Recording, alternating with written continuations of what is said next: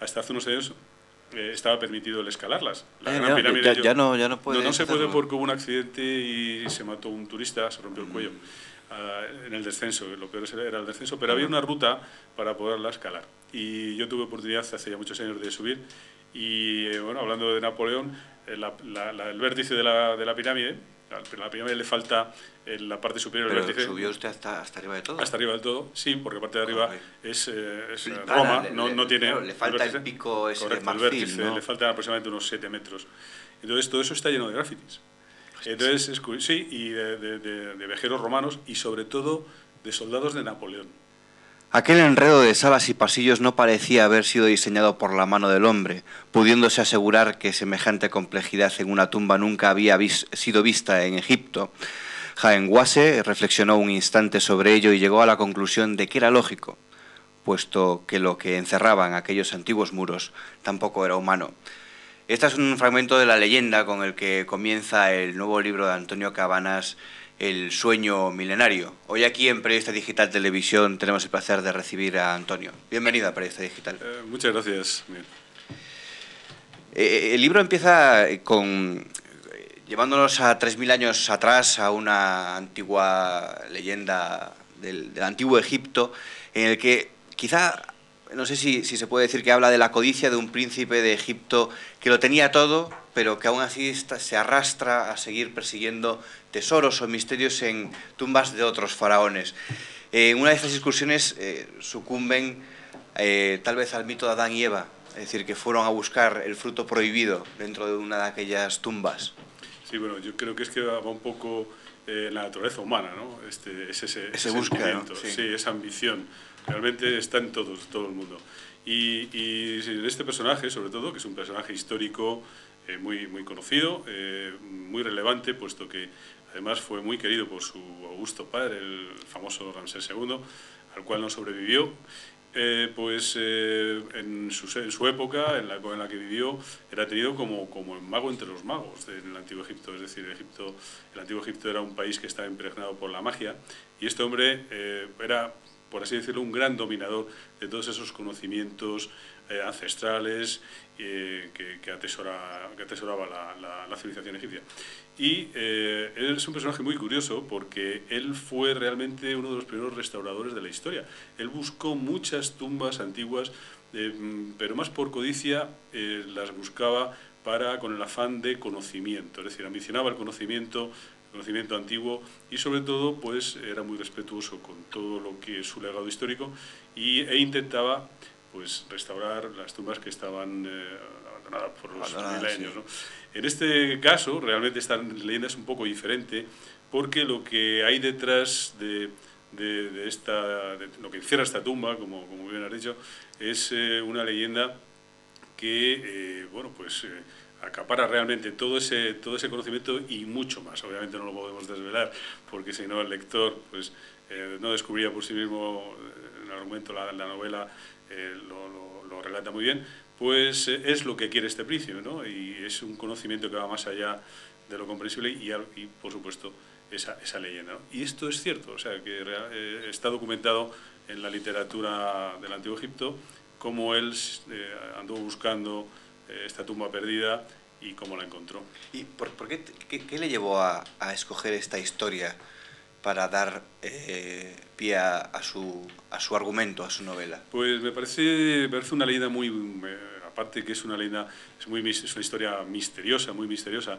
Tiene magia esta historia, bajo mi punto de vista, y encierra, bueno, pues un poco, como todas las obras, una cierta moraleja, es decir, que el hombre ambiciona por encima de todo poderes que le son muy lejanos. Es decir, el hombre al final muchas veces quiere ser como Dios. Es porque Dios está también en nosotros, en el sentido de que el hombre, bueno, pues esa pequeña línea que nos separa del Creador, si le ha habido, del Ser Supremo, es a veces el hombre fina, ¿no? Es muy fina, y el hombre siempre tiene bueno, pues ese interés o acicato, algo le empuja a intentar atravesarla, ¿no? Es un poco lo que cuenta esta historia, y por supuesto obviamente me ha parecido que era un buen trasfondo para situar unos personajes que creo que son lo mejor de la novela y que eso sí están entre nosotros. Sí. Y me gusta, pues tenía interés en ver cómo puede reaccionar el ser humano,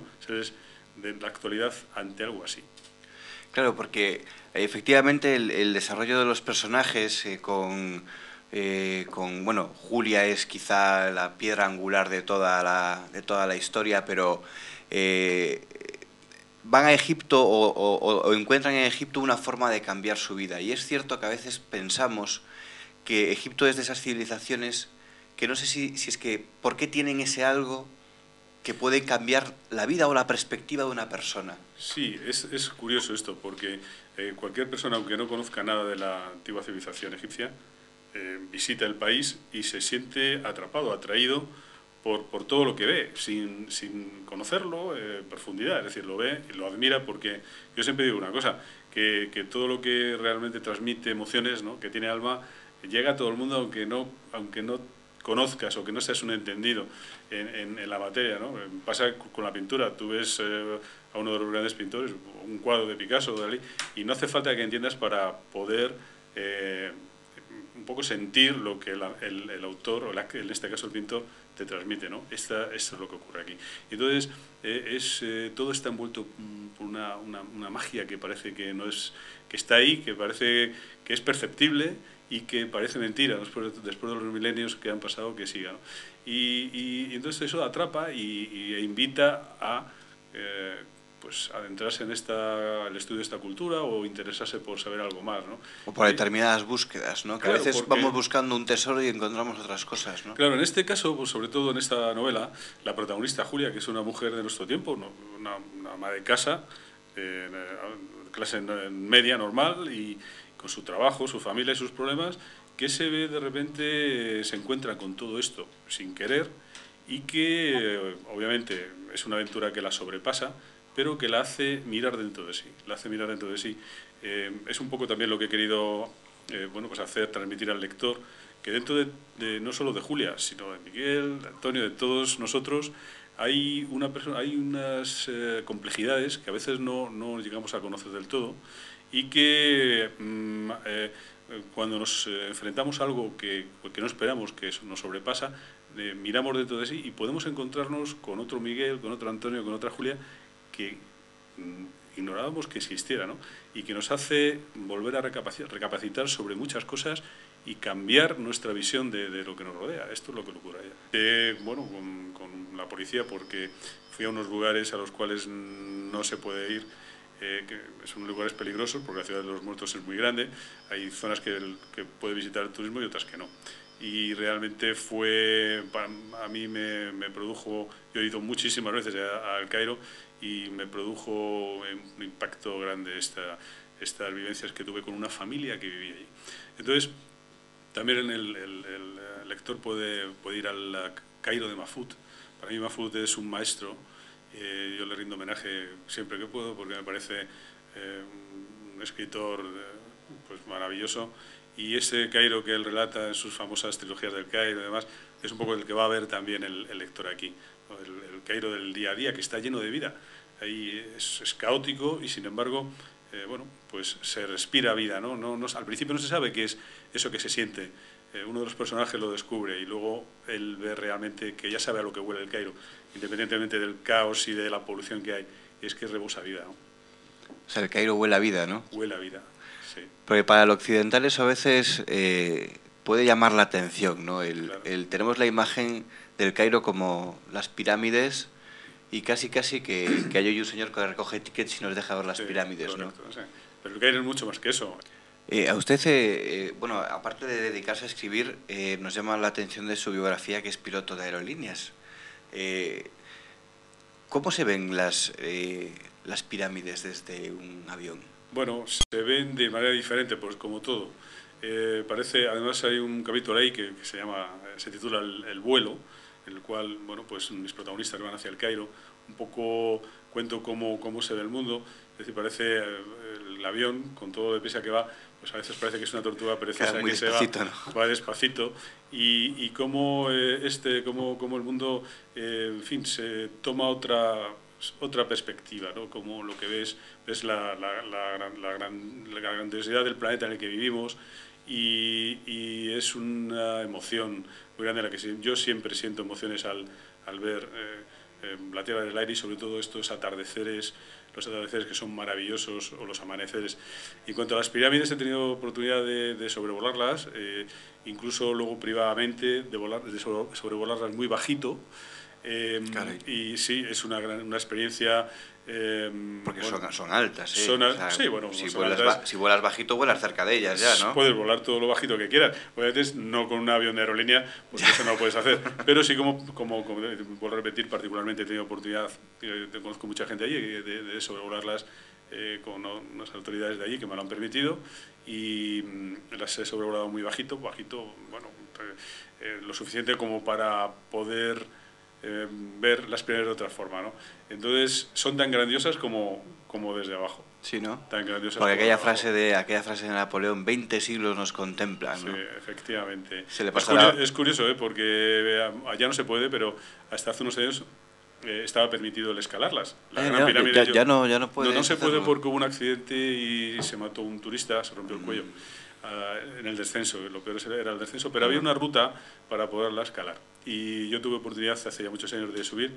Y bueno, hablando de Napoleón, el vértice de la pirámide, a la pirámide le falta en la parte superior del vértice. ¿Subió usted hasta arriba de todo? Hasta arriba del todo, sí, porque la parte de arriba es Roma, no tiene... Claro, le falta el pico ese de marfil, el vértice, ¿no? le faltan aproximadamente unos 7 metros. Entonces todo eso está lleno de grafitis. Entonces, sí, y de viajeros romanos y sobre todo de soldados de Napoleón. Es decir, cuando has dicho de lo de Napoleón, la famosa frase, ahí hay firmas de algunos de sus oficiales y soldados que dejaron grabado. Claro, como en Grecia algunas firmas de Lord Byron en algún templo egipcio, ¿no? Egipcio griego. Y muchos templos egipcios tienen también grafitis de antiguos viajeros griegos. Aquí estuvo fulano de tal, que pasó la noche esperando que le recibiera el oráculo. Sí, es cierto. Caray. En el templo de Abidos, ahí, en uno de los templos de Abidos hay una. Ajá. Y una última cosa. No sé si lo mismo que le enamoró de Egipto es lo que le llevó a enfrascarse en este viaje por casi todo el mundo para contarnos el sueño milenario.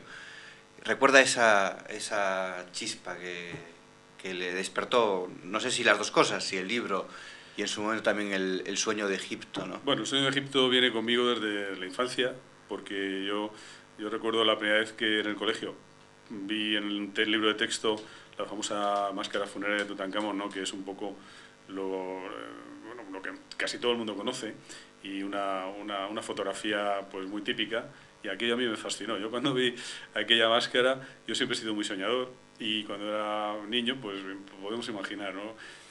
Volaba mi imaginación y cuando lo vi aquello me llenó como de misterio. Bueno, fue una atracción total. Y a partir de ahí, pues fue como una semillita, ¿no? que prendió y que, bueno, se transformó en afición. Luego, pues empecé a aficionarme y querer saber más sobre esta civilización, hasta que todo eso se transforma en una pasión. Claro. Y en cuanto al libro, pues la historia, quería contar una historia que no tuviera nada que ver con la novela histórica que ha sido mi obra anterior, y sobre todo, bueno, pues quería escribir una novela de aventuras, pero aventuras reales, de nuestro tiempo, y es decir, y sobre todo escribir la aventura que todos quisiéramos vivir. Yo creo que esta aventura que tiene Julia es la que a todo el mundo le gustaría vivir, ¿no? Es decir,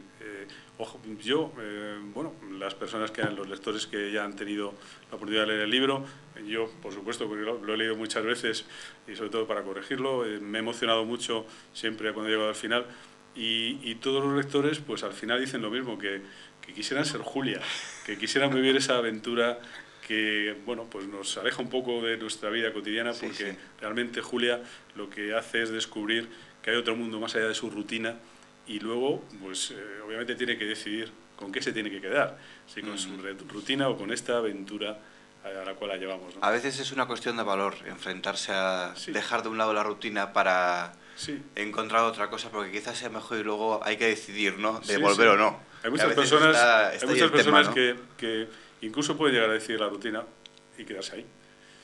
Es así, la vida es así. Pues nada, dejemos a nuestros amigos que decidan ellos mismos con el sueño milenario de Antonio Cabanas.